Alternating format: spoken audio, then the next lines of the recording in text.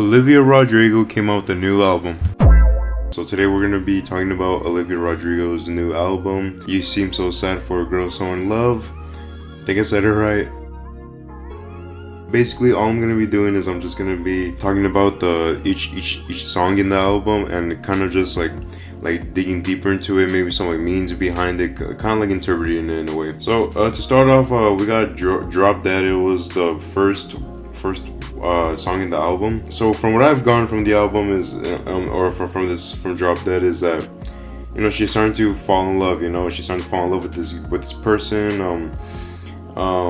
And she has like this feeling of wanting to be like close to them. You know, be like close to them. The feeling of love a lot. You know, and it's like so much so that she feels like she's just gonna like drop dead. She's like so in love with this person that based off the lyrics that she listened to from The Cure's Just Like Heaven, she finally knows why The Cure wrote them.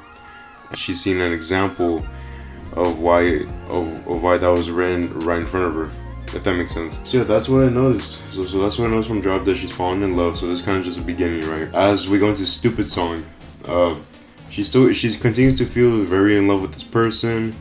I want you more than any stupid song could ever say. Basically just trying to express the fact that nothing, not even a song could like express to them how much she loves them, you know, and it's just nothing could ever explain it. Nothing could ever explain how she really feels for this person. So that Stupid Song, I really like that song. That's probably my first favorite one. And especially in that one part where she has like I can't remember the lyrics off the top of my head right now, but it's like the music goes like da da da da da da da da da, you know, something like that, you know. It's like the beats. I really like the beats that was going on right there. But so anyway, so now we move on to Honeybee. That she hopes that she never loses this person, that even when she can't express it to them, she still truly loves her partner. You know, even though she's quiet about it, she probably doesn't say much, but deep down in her heart she knows that she really loves this person. And she never wants to be alone. She does not want to be alone. She always wants to be around them, and the feeling of losing them would devastate her. And honestly, I think Honeybee would be like the beginning of like signs of negative, not negative, it's like the signs of a codependency going on around here, and that's kind of where we go. I think that's what Maggots for Brains kind of starts to like pushes more towards. When she's left alone from her person, she feels dead inside. So if she's so I think there was one part in the song where she was explaining that she was alone in her room, where she was at a party. I can't remember exactly what it was, but she was alone, and she was basically not with her man. She was basically not with the person, you know.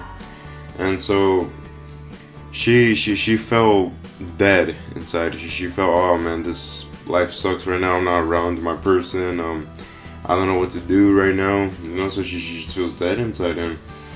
And so she really expresses that she just doesn't want to be alone. She quite literally does not want to be alone, and which is understandable. She's really madly in love with this guy. But if you guys really think about it,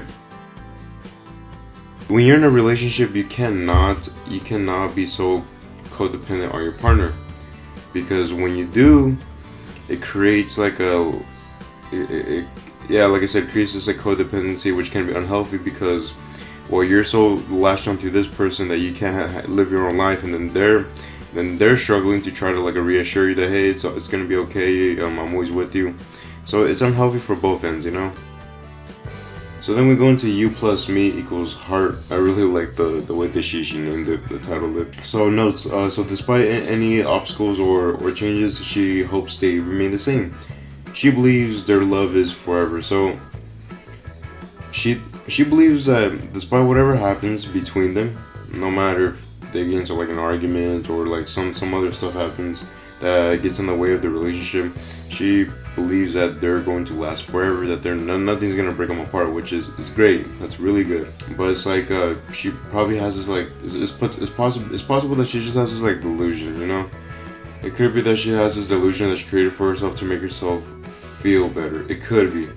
I mean, just based off her, you know, having this like codependency on this person, never wanting to be alone. And then if we go into my way, I mean, I think everyone can automatically tell my way is just jealousy. It's just her being jealous. So I literally my notes, I just put jealousy. That's it. This is the bridge between the album. This is actually what I noticed. This is actually what I noticed about Purple. So I think in one lyric she says something about I'm red, you're blue, or I'm blue, you're red. I think it was I'm red, you're blue, and she sees the world in purple. Now, if I'm not mistaken, I believe that red and purple, and I'm sorry, red and blue, when they come together, it creates the color purple. I think that basically says that she's red, he's blue, they're blue, or whoever. They come together, and the world is just purple. She sees everything in the world. She sees them together. So I find that really sweet. I really do. So now we're like about halfway down the album now. So now we go to The Cure. So this is where things start to take a turn. I want to say The Cure is the climax of Olivia's love with this person, right? She realizes that love cannot fill the hole that's in her heart. She can only help herself, not another person, not the other person, like, you know, her partner. Oh crap! Hold on, wait. In the Cure, sorry, in Purple. Let's go back to Purple. That we can transition to The Cure correctly. So in Purple, she was questioning she was questioning if they were too close, or if they were even close at all. If they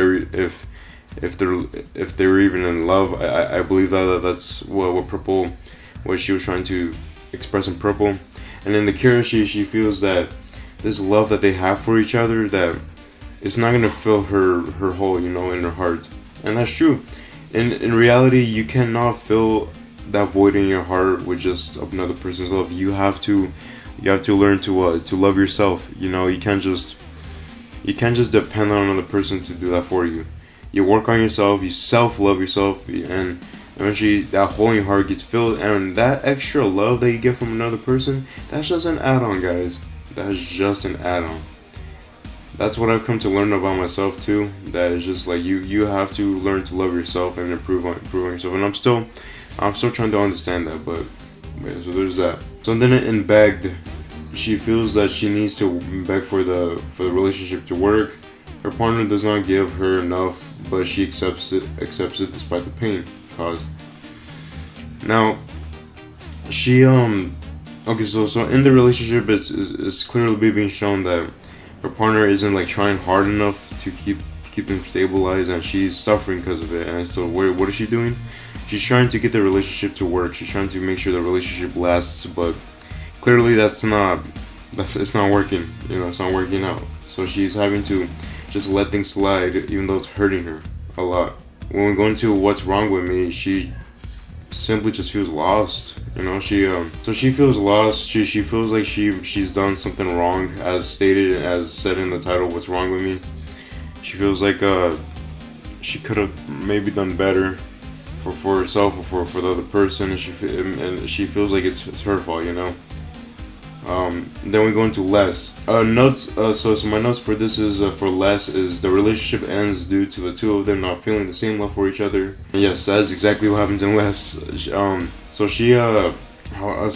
So they basically end the relationship because they quietly just don't feel the same way anymore. That love is gone. The love that they felt back in the time of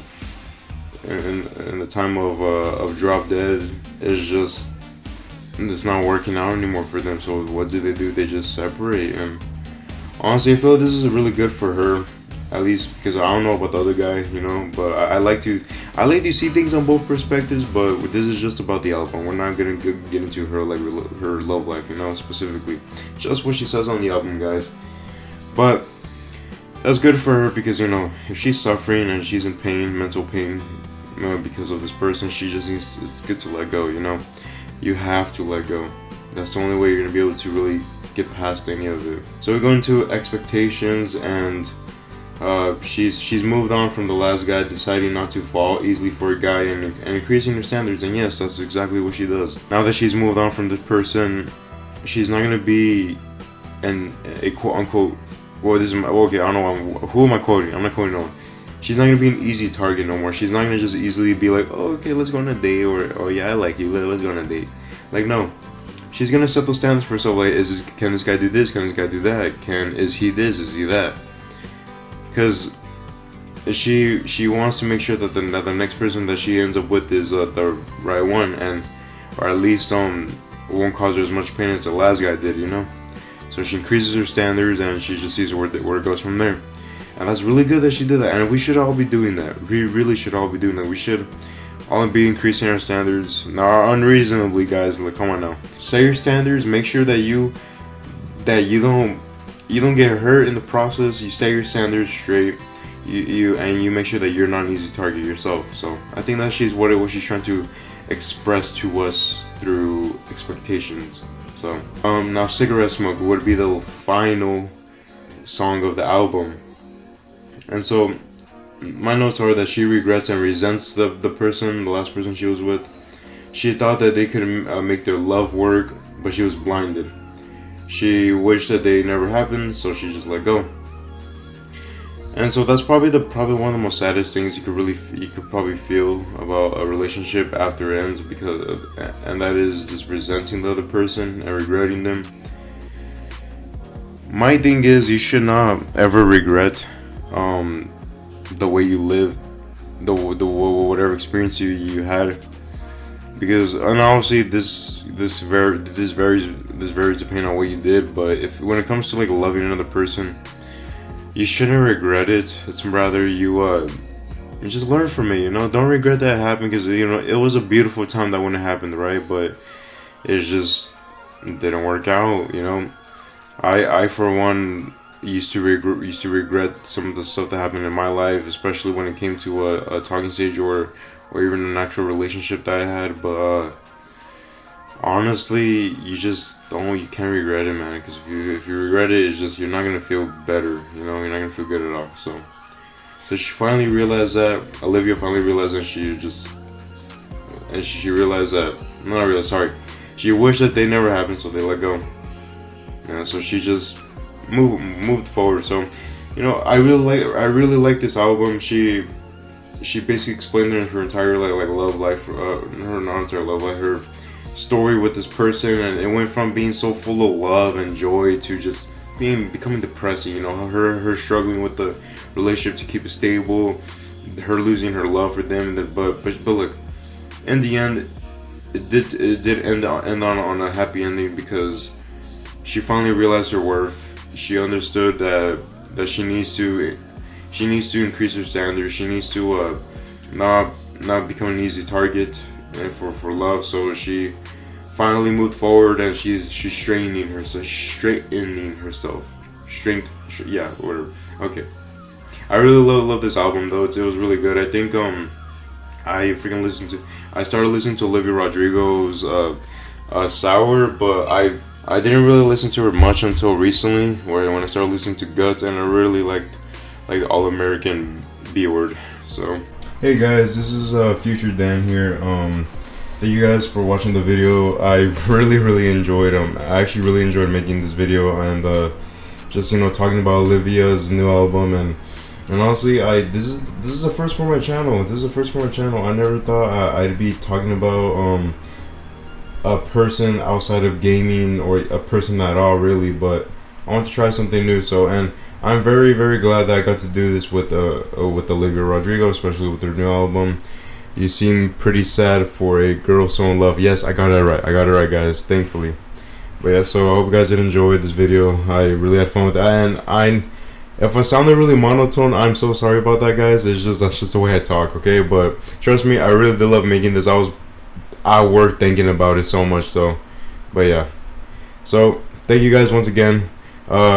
Stay tuned for more videos. I might even make more videos like this about other people, or just something similar to this. So yeah, thank you guys once again, and I honestly, I don't know what else to say, but yeah, and there's the end of the video. So thank you guys, and see you in the next one. Peace out.